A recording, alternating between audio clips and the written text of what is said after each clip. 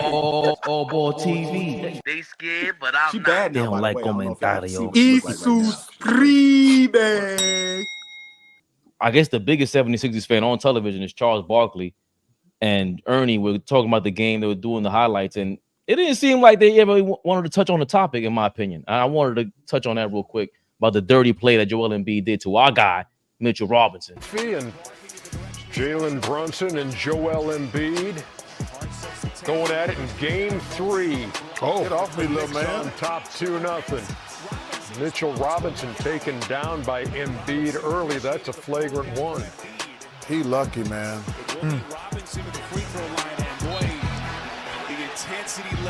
And Dante having words with Embiid. This was an intense night in Philly and Maxey. Hey, Ernie, when you're down 3-2 at home, it's very intense. No doubt. And tonight he dealt with the New York Knicks in a big way with 50. He was fabulous tonight. He did everything possible. But I'm looking at these stat sheets. He was great. Got to give him number love and flowers. Oh, man, they're not going to beat the Knicks if they don't get some help.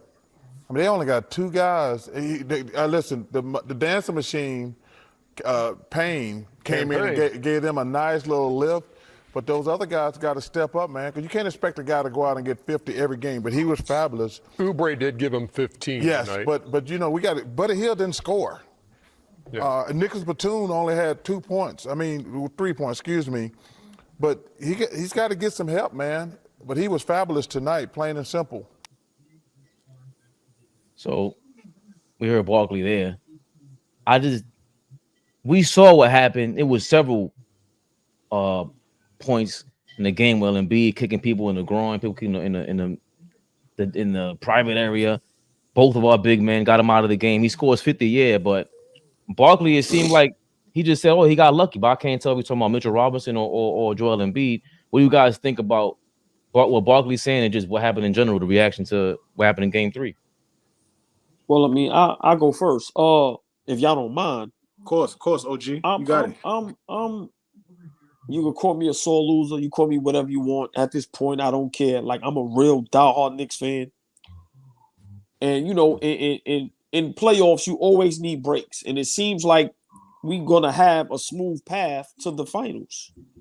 And listen. Oh, my bad. Go ahead, AllBall. My bad to cut you off.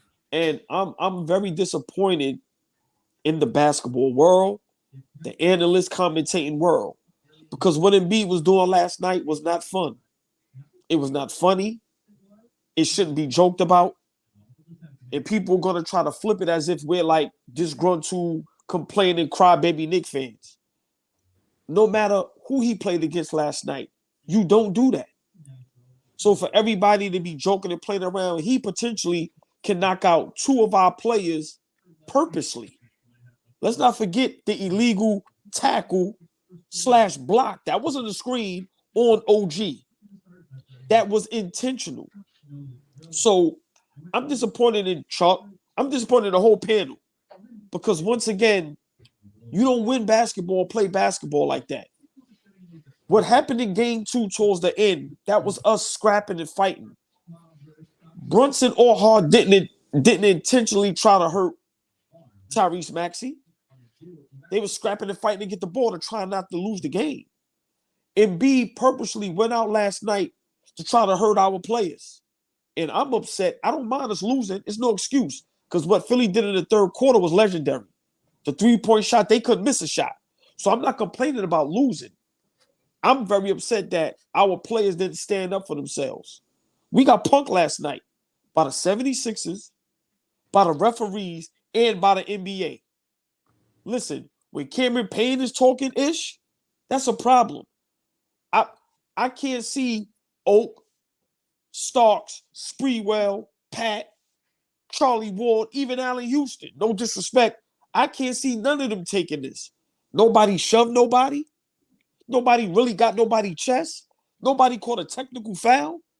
Nah, man. So I in the beginning, I had us in 6. But I'm very disappointed in the basketball world. It's all fun and games. But that man was literally out there trying to hurt people. And Mitchell Robinson already with a nagging injury what he was doing could have caused severe injury where that could have cost somebody their career. I know y'all think I'm going overboard. No, that's not But overboard. none of those plays No. he did was basketball plays. And I'm gonna say it again, I'm gonna let y'all go. I'm very disappointed in inside the NBA because we look to those guys to be one of the only platforms that keep it real. And last night they just glossed over that.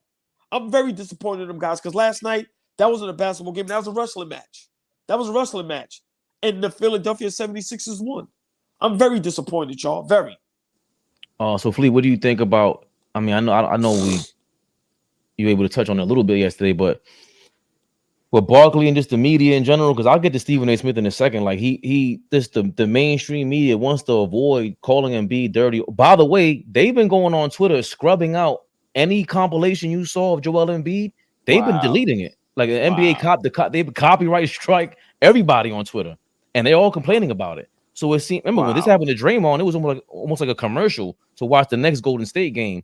They don't want this to be, like it's a public opinion about them going to sway the referees and everything.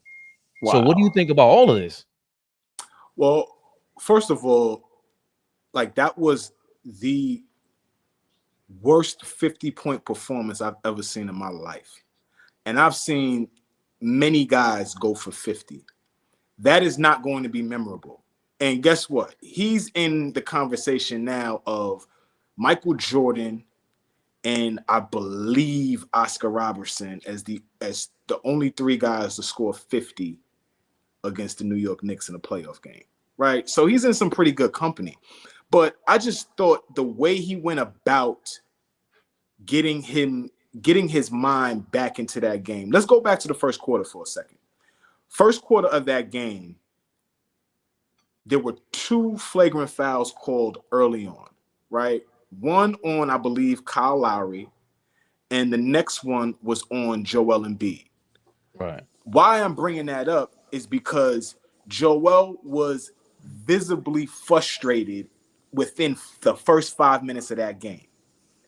And instead of just, in my opinion, instead of just going out there and doing exactly what he did, which was dog us, he had to add that little bullshit in there, which was, like you said, being dirty. Now, I hate using the word dirty player, right? I don't really like it because it puts this stigma on players that play hard, right?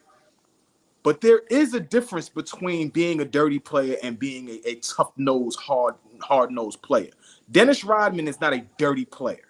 Good right? point. Can we all agree on that? Yes, Dennis great Rodman point. is not a dirty player. He's a hard-nosed player. Ben Wallace wasn't dirty. Ron Artest wasn't dirty. These guys played hard, but guess what? In the throes of it, you might get an elbow. You Great might point. get a little something. You know what I'm saying? So I just think the way that he took Mitchell Robinson down was blatant. Like, this shouldn't even be any discussion. It's blatant. Now, guess what? You take Mitchell Robinson down, you get ejected out of that game. At the end of that game, we're up 3-0. It's just the facts. It just is what it is. If he's out of that game and they don't get that 50-point performance from him, we are up 3-0 and we're going into Sunday's game ready to bring the brooms out. Hey, Flea, hold on, just real quick. Yep. He shot more free throws than the whole team. Yep. And I'm going to give y'all another dirty player that I despise. I do not like him. Kyle Lowry. Another one. Kyle Lowry, the little pushes in the back, the little dirty plays. So I'm sorry, Flea, but I just want to say that he's a dirty player as well. Yeah, I just think, you can't miss that. You can't miss that. That can't be, up for arbitration, right? That is a flagrant foul too. When I saw Mitchell Robinson after the game, Mitch is in a boot right now. Mitch is probably off of another play. It was off of another play. But the fact remains, Mitch is in a boot, and he probably won't be available for game 4. So now the best defender that we have for Joel Embiid is probably not going to be available for game 4. Right? Mitchell Robinson, he can't shoot over Mitch the way he wants to. He can't bully Mitch in the post the way he wants to. I complain about Mitch having a couple more pounds on him. I want Mitch to lose some weight. But damn it might be good for him to be able to have a little bit more weight on him so that he's not pushed around on the block. So he defends Embiid way better than Hartenstein does. Hartenstein gives it his all, but he's not that great of a defender. He gives effort, but he can't stop Embiid. Embiid dogs him. Mitchell Robinson is just a flat out better defender. So now Mitch is not available. Mitch is out the game, and then he goes on this run. Hell of a player. I'm not taking nothing away from Joel Embiid, but that can't go, undisciplined. Something has to happen so that he can't go. Game 4, he can't decide to do that. If we go out and get physical and he does that again, that can't be a slap on the wrist. You got to go. Yeah. Can I ask you a question before Fabian goes? And this may be overboard. Can the Knicks talk to the NBA to even get the refs involved? How you could be like, okay, how about the refs? How are y'all allowing that? This needs to, because once again, we're seeing someone intentionally trying to hurt players.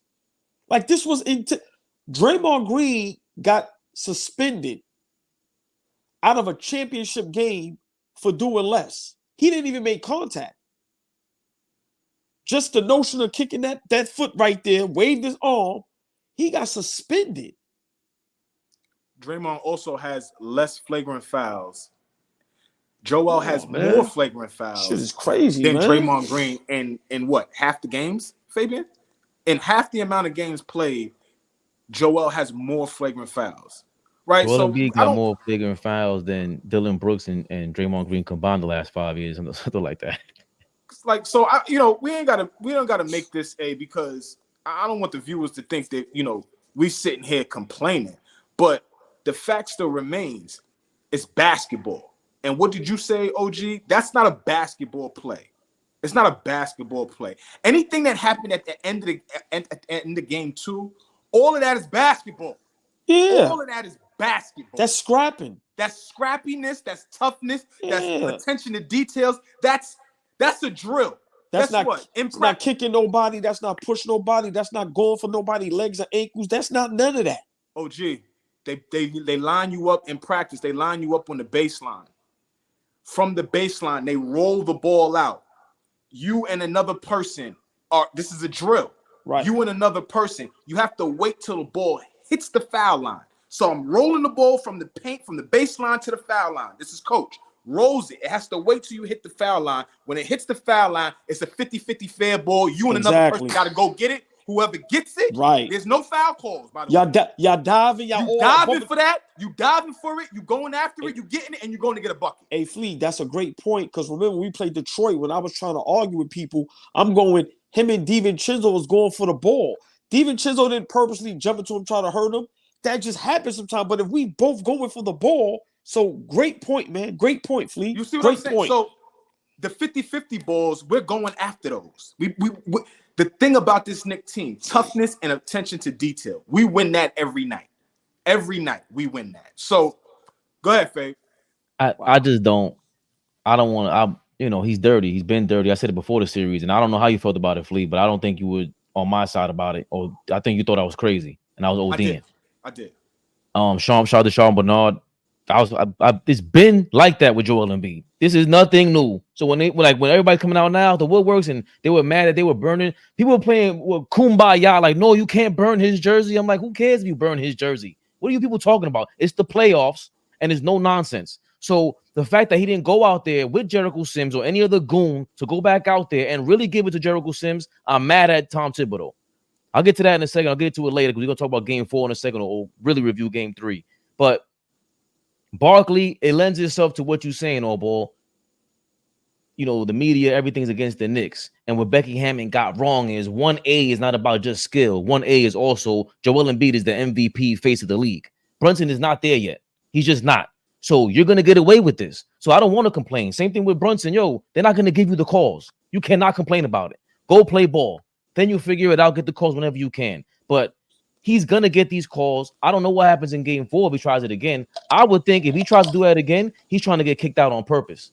And he's trying to get 4 days rest before game 5 at the Garden. AllBall TV. They scared, but I'm not. They don't like comentario. Y suscribe.